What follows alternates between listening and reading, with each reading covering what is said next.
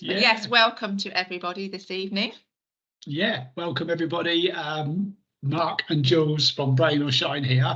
We have a very busy screen for you today because we have our resident question person, Sally, friend and fellow director of the Brain or Shine program.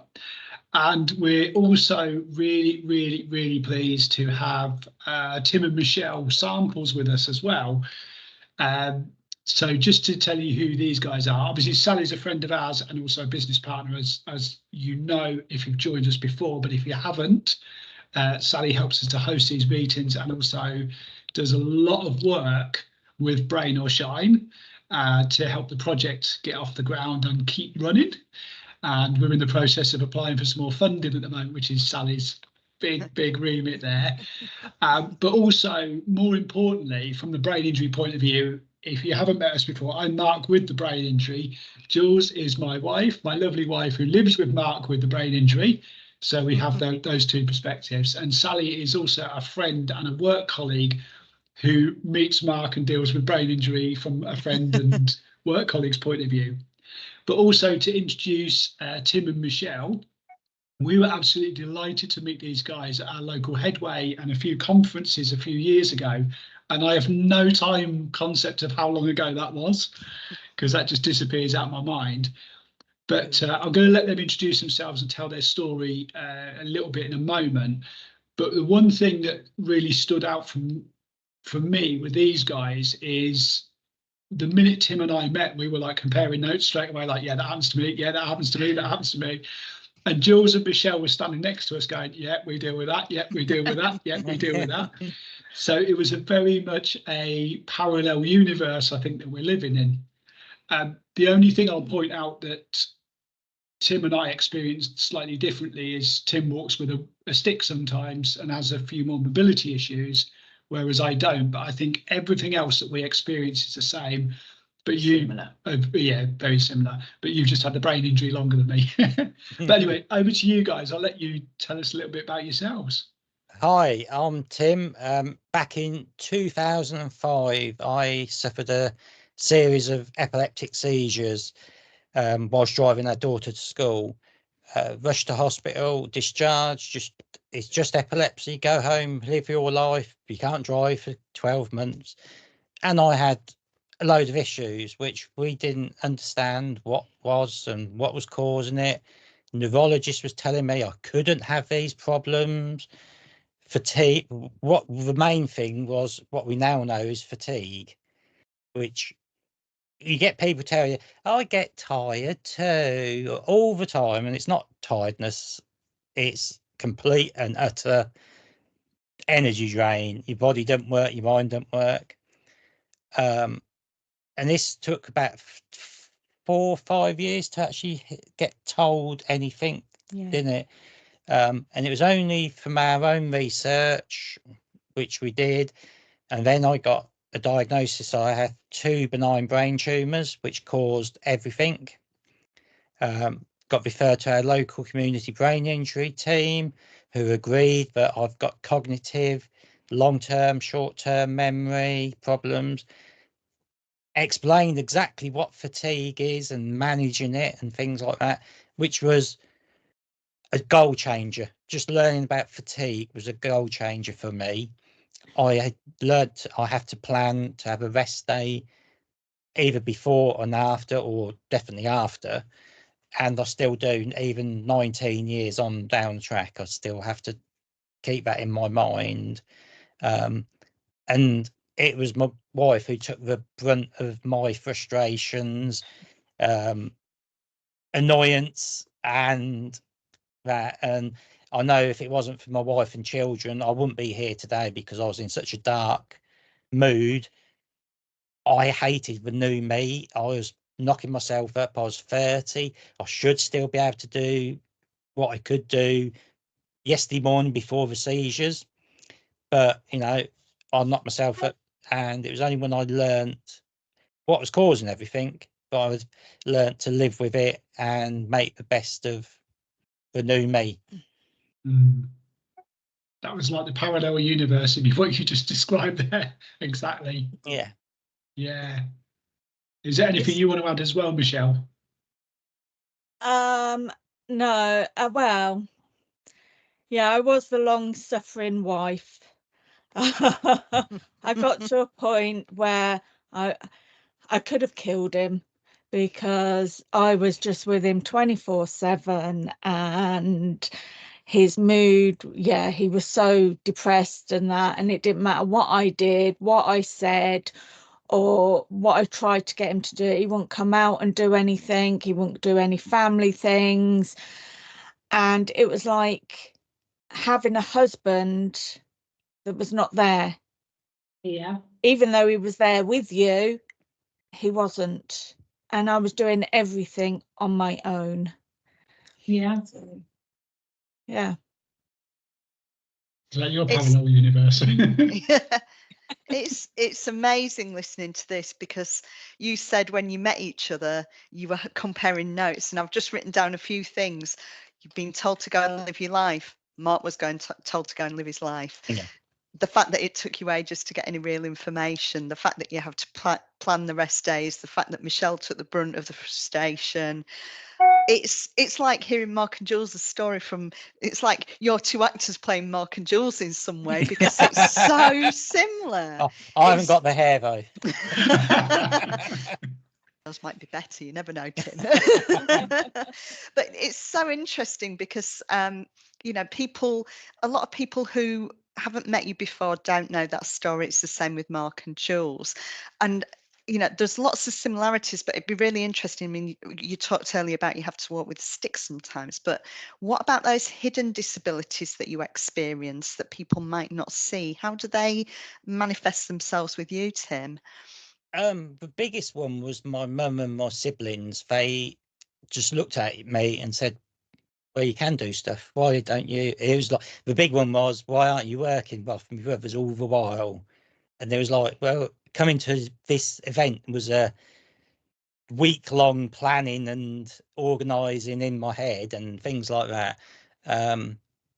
And people in the street like look at you as though to say the same sort of thing. And when you ask questions and you're mumbling and sort of stuttering and lose track of what you've just said and go off on a tangent, they look at you gone out. And now I probably, previous to my brain injury, would probably been the same as they were, and now I've got an understanding from the other side how it is and that. So I say what was my weakest part of my life is now my strongest part of my life. It's made me want to go and do more, fight more for brain injury people, like Mark and Jules, sort of goal to try and better the world for people who come after us. Yeah. I often say, people say you do all this stuff in spite of your brain injury. Actually, you do a lot of that stuff because of your brain injury, don't you? It's a real motivating factor to make a difference to other people, isn't it? Yeah. Absolutely. And actually, I love that what you just said there. Not in spite of, because of. Yeah, it is a real driver, isn't it? Yeah. And I think from our experience, and I think you have the very, very similar one in the fact of your early years of having your brain injury, you weren't given any information, so you're kind of in this wilderness, aren't you? And no idea what you're trying to do, what's happened, where to get help from, and you know, you're just left to try and fend for yourself, aren't you? Yeah. At the worst point in your life where you need the Yeah. information, you don't need the job of looking for the information. Yeah. No. And nobody can work out what's going on, because you, Tim, you don't know what's happened. We can see that you've changed, but we don't know why. And then it just causes like a real pressure cooker, really, of emotion. It's harder for us to explain to people what's wrong, so it's how do other people to understand what we're feeling. It's a hard thing. Yeah. And it is because it's hidden. People can't see it. They can see a stick, They can see if you have to wear glasses, they can see things like that, but they can't see what's going on inside. They can't see fatigue. It genuinely is such a hidden disability. And as you say, when your family and friends can't necessarily distinguish between how you were before and how you are now. And I know Mark said this before about you have times when you might go to an activity one day and someone will go, you went running yesterday, so that means you can come to our party. That going for that run or doing that socializing or whatever it is you've done might have wiped you out completely. Yeah. That's And the thing. just because you can do it one week doesn't mean you can do it the following week either. No. It's fatigue is such a weird way it manifests in you. It's hard to explain, really. So Yeah. It is hard to explain, and I think that is the big difficulty for anybody living with somebody with a brain injury. Is it's never the same, it's always different, and just because something happened once doesn't mean to say it's going to happen again. So you're constantly in this, living this life of not knowing what's going to happen, what's going to change, whether you've got something planned that day, whether they're going to be able to do it or not. I mean, I don't know how you feel about that, Michelle, but that inconsistency is so hard to live with. Well, I found it that when we had planned to go somewhere, like a family event or something like that, every time we made a plan, that morning Tim would get a headache. Yeah. And and then he says, I can't go, I've got a headache. So in the end, I stopped making those plans with him and said, we are going this afternoon. And so he didn't have time to think about it and he wouldn't get his headache.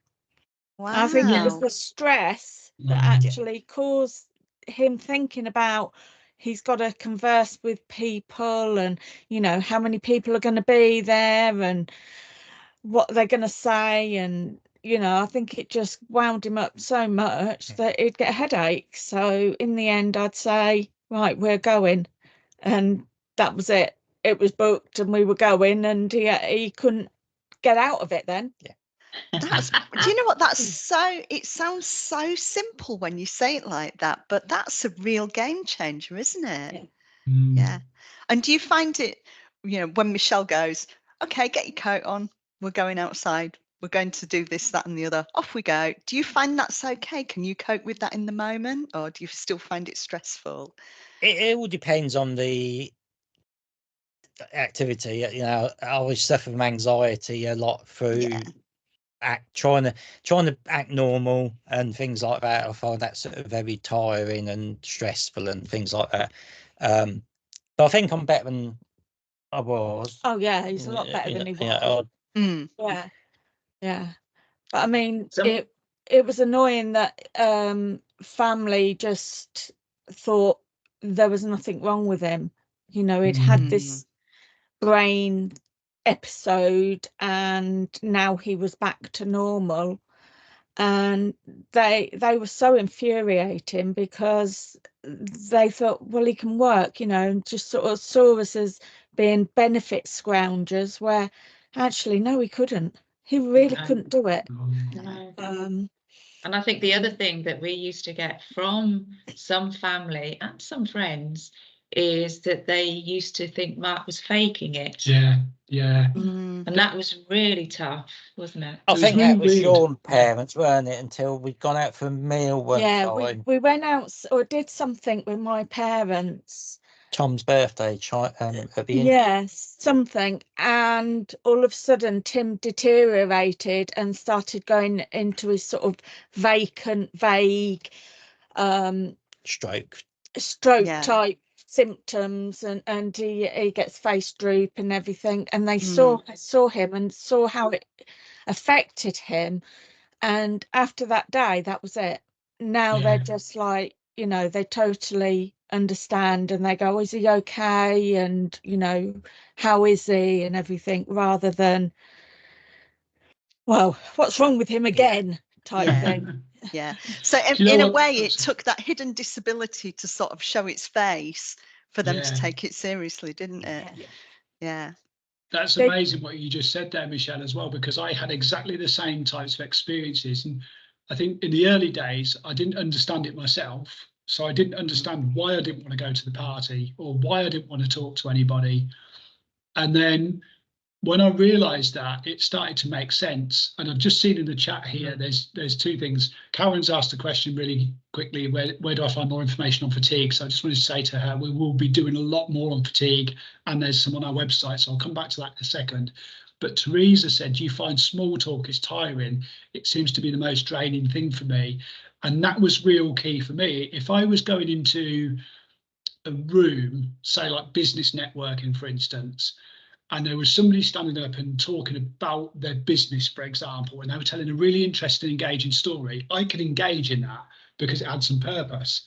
As soon as we went into the small talk bit, where there was people standing around a little coffee table or whatever, and just saying, so what do you do then? Well, I do this. Well, I do that. I would just be standing there thinking, this is absolutely destroying me. I'm so struggling. Yeah. And I think that's, again, it's the thing when you go to parties, you see people that you really want to see, but you also see people that have the small talk stuff. And no disrespect, I'm not saying they're boring people or anything, but sometimes it's just that retention of information, like sometimes mindless information as well can be tough. So when you go to a party, there's 30 people that want to come and talk to you, and you're having 2 or 3 conversations, but somebody's having a conversation about something else behind you. The attention deficit is really, really difficult. So I just totally got that. But when I understood it, exactly what you just said there, Michelle, it changed. I was thinking, right, okay, I'll get this now, so I can go and manage this. And then other people start to understand it, and they're like, okay, you go and stand over there, and we'll come and talk in a quiet area, or we'll move to that table or whatever. And it's like, oh my God, people get it. I feel, yeah. My mum and dad sort of got it. And they were more understanding than on Tim's side of the family, but they really, really got it when they saw him. Yeah. And in terms of you said when you learnt to understand it, was that all from your personal experience, or was that a combination of your personal experience and the research that you'd done yourselves to find out more information? It was our local community brain injury team, which I know Mark's been to, and I've literally got a headway 2-minute walk from my front door, and that was the game changer, really. Even though you had to near enough drag me kicking and screaming to the first session of that. But it was like walking into a room of where you can be yourself. You don't have to put this front on. People understood you. You didn't feel the odd one out.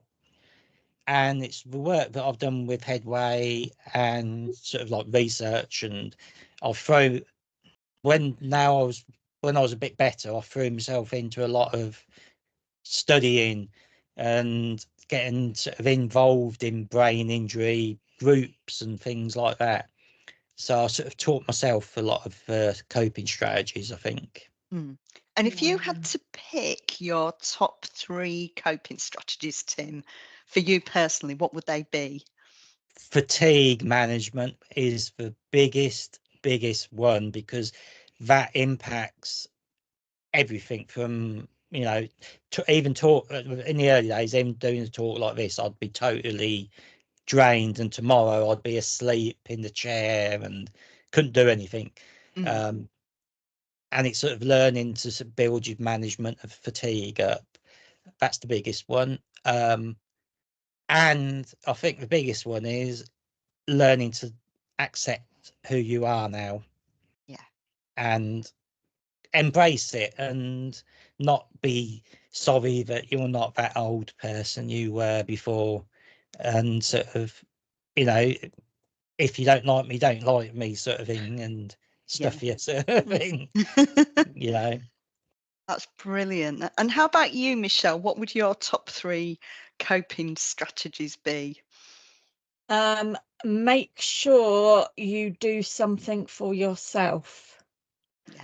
So I've got a horse. Everyone knows I've got a horse. That is my passion. And I can now take myself off down the stables when I want, when I need, and just go and do something for me. Yeah. So it might be you go to the cafe for a coffee. I do that as well. There's lots of things I do now, but yeah, yeah, it's that bit of self-care, isn't it? yeah, yeah.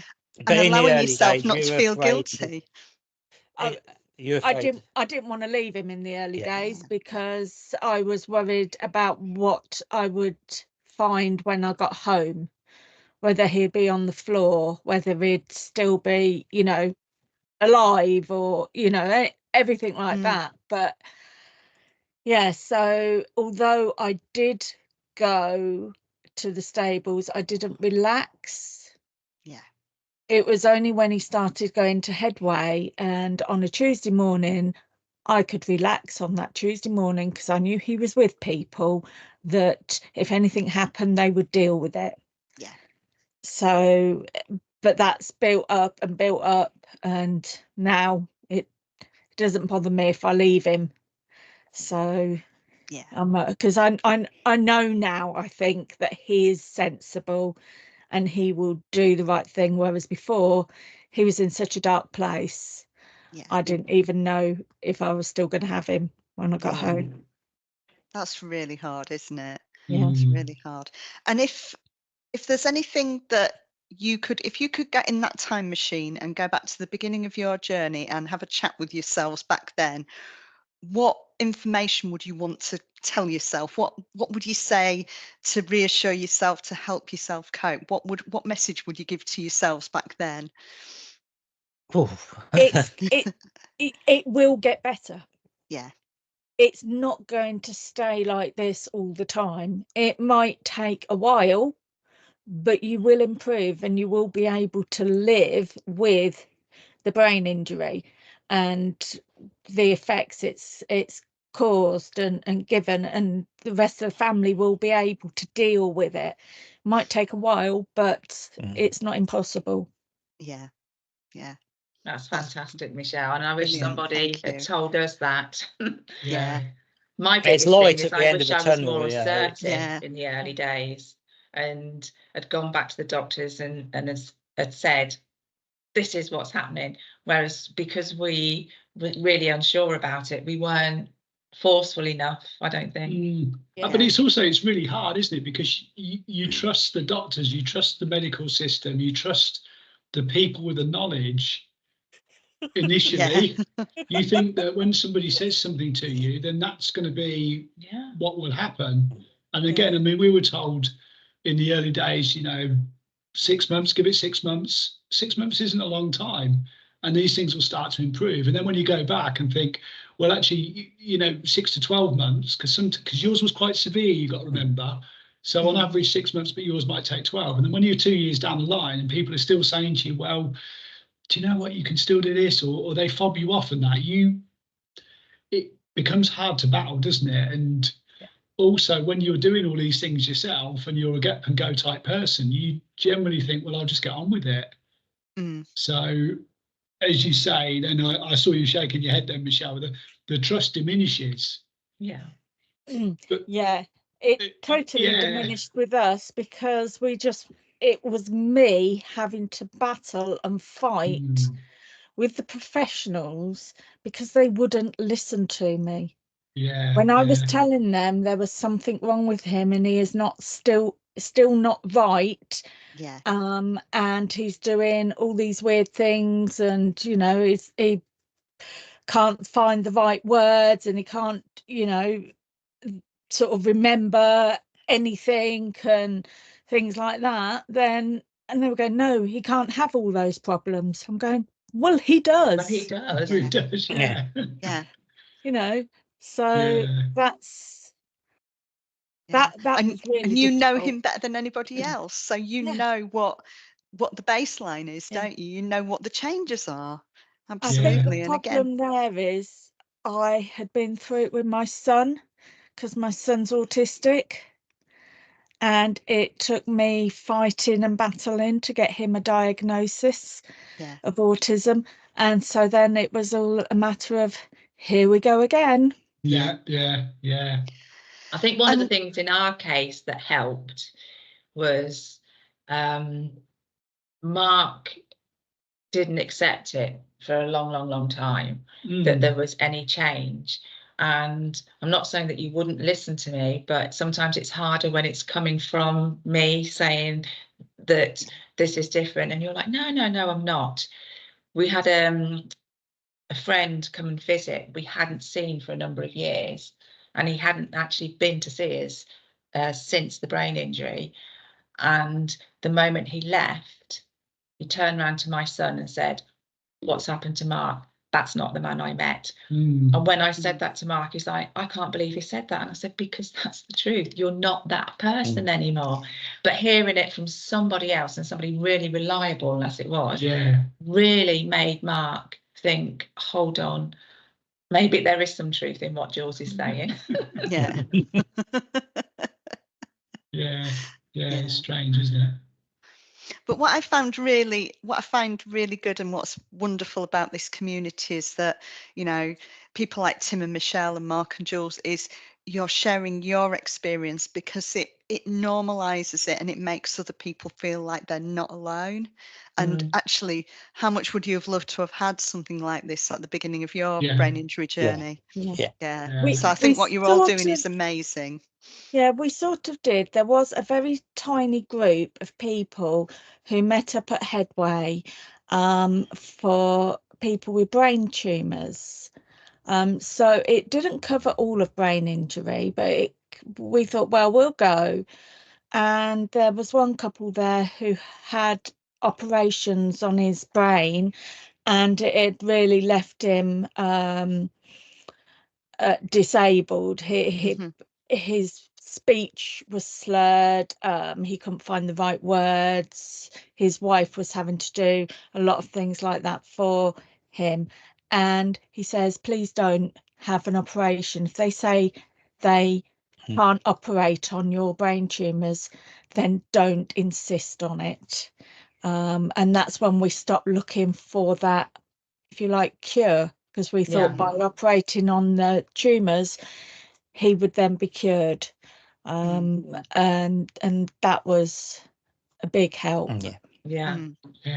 I mean, this is why we created Brain or Shine, because a number of years ago, I had the idea to write the book about our story and our struggles, because we didn't want other families, couples, whatever, to go through that struggle that we've had, of a lack of information, a lack of support, a lack of understanding, and the upset and that it causes families and couples, whatever. So that's why we've created this. So and also throwing it over to Tim, I know you've just done your qualifications for peer support worker as well, which again, things like that make my heart sing, because it's all very well going to your local Headway and meeting the kindest volunteer in the world that shows the most empathy, but until you live inside a brain injury, you don't understand it. So we need people that have lived experience, and we need people to help people that have the brain injuries as well. So the community brain injury hospital that we went to was amazing, absolutely amazing. But the one thing I remember with my psychologist was, she was saying, I've got all of these qualifications, I've got all of this knowledge, I've got everything here that I can equip you with the tools, but I don't know what's going on inside your head, and I want you to understand that from day one. She said, there will be things that I will tell you that I won't understand what you are going through.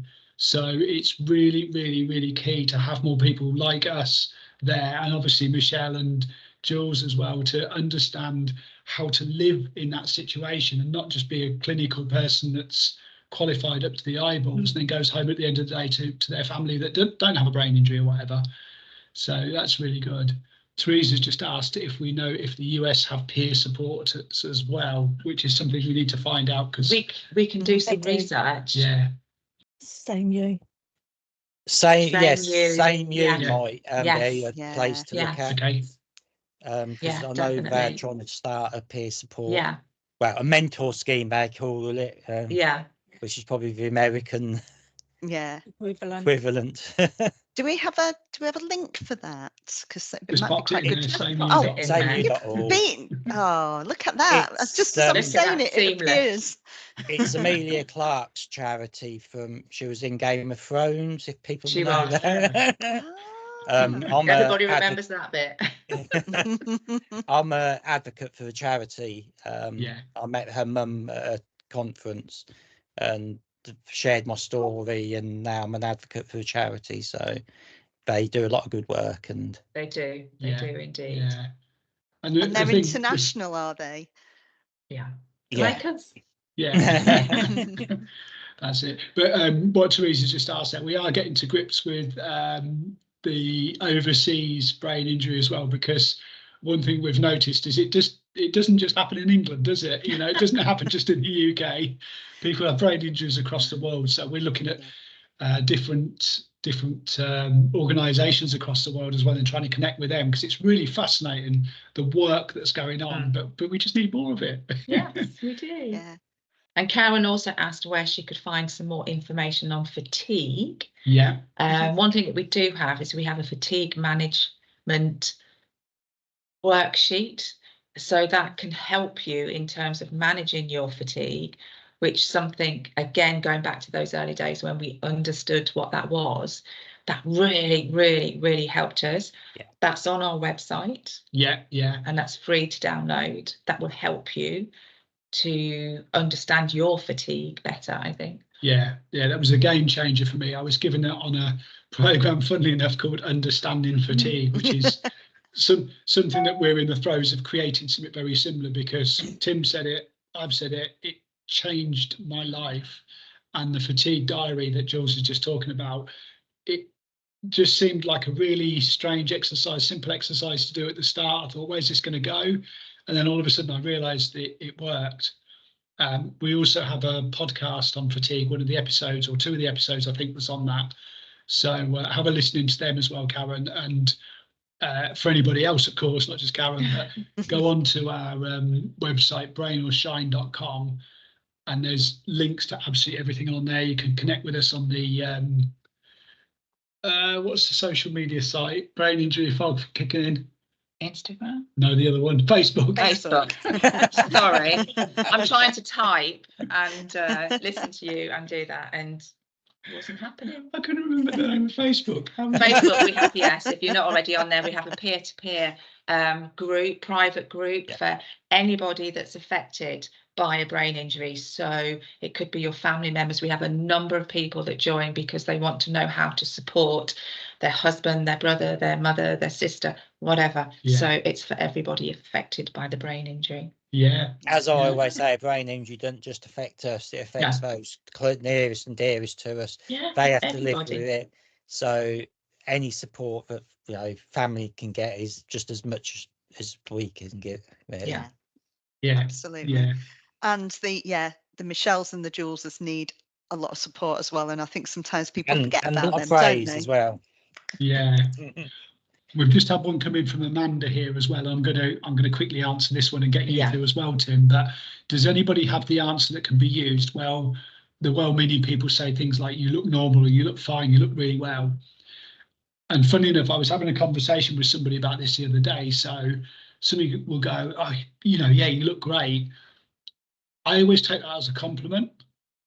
And I never take offense to it, because if somebody says something like, the other one is, I get tired too, or it must be your age, or whatever. I think we actually done a video on social media about this last week or two, didn't we? Yes. Yeah. But I never get offended, because if somebody thinks I look great, then I'm happy with that. If I don't feel too great, then that's okay. It makes me feel a little bit better. But I don't want to get defensive and find that somebody's being ignorant because they don't understand what I'm going through. So for me, if somebody says you look fine, if I feel the need to explain further, then I will do. So I might say something like, oh, that's very kind. Yeah, that's really, really kind of you, just to let you know, when I'm in this social situation or this business networking meeting, or I've done something this morning, then my fatigue will really kick in. So if I do go a little bit blank or vacant, it's not because you're boring me or whatever the situation may be. It is because my brain does have a capacity which is a lot less than most people's. I will explain it if I need to, but I take it as a compliment. What do you do with that one, Tim? You look fine, mate. I'll probably take it as a compliment, but I'll say like today is a good day, you know. Yeah. Especially if it's somebody who I think might be taking the mickey a bit or don't quite understand it. I do say, yeah, but today's a good day. I had a rest day yesterday, so I knew this was coming, so I planned, which I what I have to do. But yeah, I'll take it as a compliment because you know you might feel crap inside, but if you look good, then you know, bonus, isn't it? I think sometimes people say, because we had somebody the other week say it, and he actually said it to me, didn't say it to you. And I think he was trying to say it as a compliment, like, gosh, he looks really well, meaning he's got a brain injury, but he looks really well. And just the way that he said it, I realised that's what he meant. He wasn't being derogatory. He wasn't like, I don't get this. He was more or less saying, gosh, you know, that's really good. Yeah. It's interesting because normal is a very loaded word as well, isn't it? When someone says you look normal, what does that even mean? But it's normal for you and your new normal, and that's fine as well. And my normal, your normal, everybody else's normal is different, isn't it? Yeah. And on the flip side of it, if somebody is being offensive about it, I generally find that people aren't anyway. But if somebody is being offensive with it, I'll just question whether I really need that person in my life anyway. Okay, if it's your mum, your brother, your sister, or your boss, or whatever, that might be a little bit difficult just to walk away from them. But I found that education is really, really powerful. And to be honest with somebody, I mean, you have to start with being honest with yourself, which it took me a long time to. But once you get that you can be honest with people and you can tell them what you're actually going through, then all of a sudden I certainly find that people are much more accommodating. They understand it, they get it, and they start looking out for you before you start looking out for yourself, which is really nice. Yeah. What's Midge put here? My daughter is 4 years old and she's being T-boned at 70 miles an hour. Her fatigue is so intense. Do you think it'll ever get better, or is it for life? She's 31 years old. That's a really hard one to answer, isn't it? Really, really hard, because I wish I could say to you, yes, it will get better in 6 months' time, but I don't know that much information about your daughter. Brain injury affects each of us differently, doesn't it? So different. No two are the same. It's yeah. I mean, I would say, Midge, that I sort of accept that my fatigue is going to be here forever at some point, but it's much better today than it was 6-7 years ago before I had any understanding. Same here. It's, you know, it's getting that understanding and working with it as opposed to against it will definitely help. And it's how you manage it as well. It might not get better, but you might be able to cope with it better because you're managing it better. Yeah. And what Midge has just said there, then it's, you know, you've mentioned 70 mile an hour. I used to live my life at 70 mile an hour, and not now. Sometimes it's about just slowing down what you do. I'm sorry when you run. Yeah, I don't run that quick. But sorry to use the analogy of the accident as well, because that's horrendous, and you know what she's going through must be really, really difficult. But it is about slowing your life down, slowing the things down around you. You know, yesterday we played some sport in the morning. I was tired after that. I went and had a rest in the afternoon because we were playing some more sport in the evening. That would have been a normal day for us, just to go straight through and do something in between. But it was a pretty full-on day. But the bit in between, I was able to go, look, do you know what? I'm not doing anything now. I'm not going to do anything that's going to tax my mind. And I found that I could actually do more by doing less, if that makes sense. Yes. Well, there we go. Yeah, thank you. That's our webinar for today. Yeah, we're just appreciating as well concentration levels for people with brain injury like ourselves. I was going to say, start to wear out our presenters. Yes, absolutely. Absolutely. So Yeah. we'll give Tim a rest because he has a brain injury, and myself, but also the people that live with the people with brain injury also get exhausted, as Sally says. So we will sign off in a moment. But thank you, everybody, for coming along and Thank joining you for having us. for Thank joining you. in, and thank you so much, Tim and Michelle, for being so honest and sharing your experiences with us all, because it's the lived experience is the only way that we can help each other. So Yeah. thank you very, very much. And thank you Thank to you for Sally, having us. always. As always. Thank you. As And always. thank you. I feel like, you know, I've learnt loads from Mark and Jules, but I've learnt even more from Tim and Michelle. So thank you both as well. I've really enjoyed it. And, you know, you've really helped enhance my understanding of a different type of brain injury. So thank you. Yeah. Ah, fabulous. And for all of you guys that have joined us, the best place to reach us personally is on the Facebook group, which you can find through our website, brainOrShine.com. But obviously use as many resources as you can on there. Use which ones work for you. Share them with other people that are affected by brain injury. So if you're living with it every day, share the podcast or the blog with somebody else and say, this is what I'm going from. Talk to these guys. If you're living with somebody who's living with a brain injury, do exactly the same. We really appreciate that. And thanks for the lovely comments. Thank you. Thank you. Aw, thank And enjoy you the all. rest of your day, everybody. And we'll catch up with you very soon. Thank Yeah. you. Thank Thank you. Take See care, you all everybody. next time. Yeah. See you later. Bye.